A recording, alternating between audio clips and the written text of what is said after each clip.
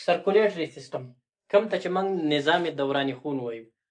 په دې سرکولیټري سیستم کې به موږ په درې څیزونو باندې خبره کوو.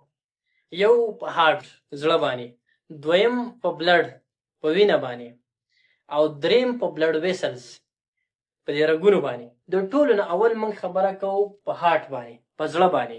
نو راځو د ټولو اول هارت چې اټ از ا پمپینګ ارګن. دا یو مسکولر ارګن دی، د مسلز نه جوړ دی، او د دې کار دا دی چې دا زموږ ټول وجود ته بلډ سپلای کوي.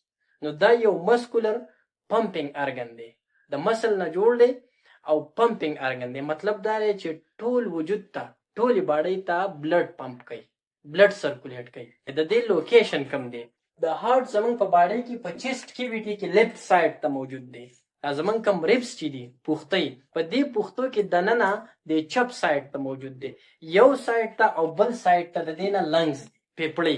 یو سایډ ته هم ته لنګ دی او بل سایډ ته هم ته لنګ دی، او په دې پوښتو کې دننه د چپ سایډ ته زموږ د هارت موجود دی، په دغه ځای کې پروت دی. راځو د دې هارت د دې زړه په سایز او په ویټ باندې خبره کوو چې د دې سایز څومره دی او د دې ویټ او وزن څومره دی. د هر یو انسان د زړه سایز داغه د بند موټي عمري. The size of the heart is equal to the closed fist of a man. چې هر انسان خپل د موټي د لاس د قشان بند کی، نو چې څومره سایز د دې موټي جوړیږي، د دې لاس جوړیږي، د کومره سایز د دې انسان د زړه جوړیږي. وزن یې څومره دی؟ ویټ د دې تقریبا 270 ګرام دی. لینث یې 12 سانتي میټر دی لمبایي، او ویټ چوړای چې ورته ویل کېږي هغه 9 سانتي میټر دی. په ویټ باندې موږ خبره وکړه، د دې په لوکیشن باندې موږ خبره وکړه. راځو دې ته چې د دې هارت د دې زړه سټرکچر څنګه دی، دا جوړ څنګه دی.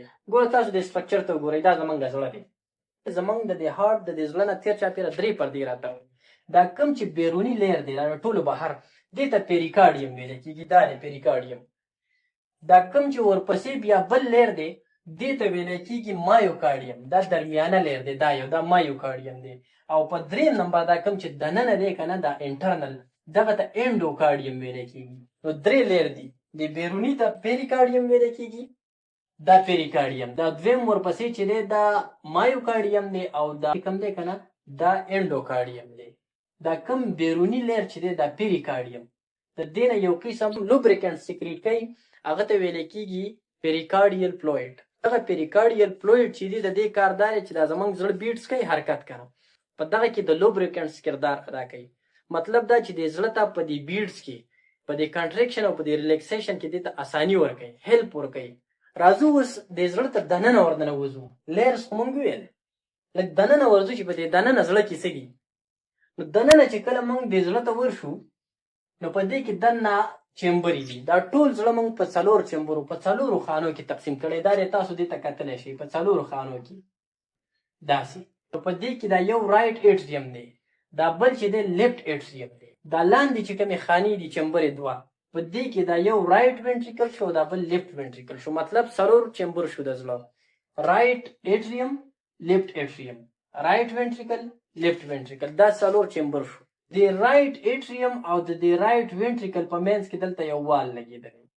دغه وال ته ویل کېږي ټرایکاسپیډ وال، ټرایکاسپیډ وال. او د دې لیفټ ایټریم او د دې لیفټ وینټریکل په منځ کې دلته یو بل وال لګېدلی، دې ته ویل کېږي بایکاسپیډ وال. رایټ سایډ ته چې کوم وال دی، دې ته ټرایکاسپیډ وال ویل کېږي، او د لیفټ سایډ ته چې کوم وال دی، دې ته بایکاسپیډ وال ویل کېږي. اوس دا یو خبره تاسو بله ځان سره یاد وساتئ، زمونږ په زړه کې رایټ سایډ ته چې کومه وینه موجود ده، بلډ، دغه اکسیجنیټډ بلډ دی، کوم ته چې موږ صفا وینه وایو، د اکسیجن مقدار ورسره سیوالي. او د لیفټ سایډ ته چې زمونږ په زړه کې کوم بلډ موجود دی، هغه ډي اکسیجنیټډ بلډ دی. ډي اکسیجنیټډ بلډ مطلب دا دی چې دا صفا وینه نه ده، د دې سره د اکسیجن مقدار کم دی، په دې کې د کاربن ډای اکساید مقدار سیوالي. نو رایټ سایډ ته اکسیجنیټډ بلډ دی او لیفټ سایډ ته ډي اکسیجنیټډ بلډ.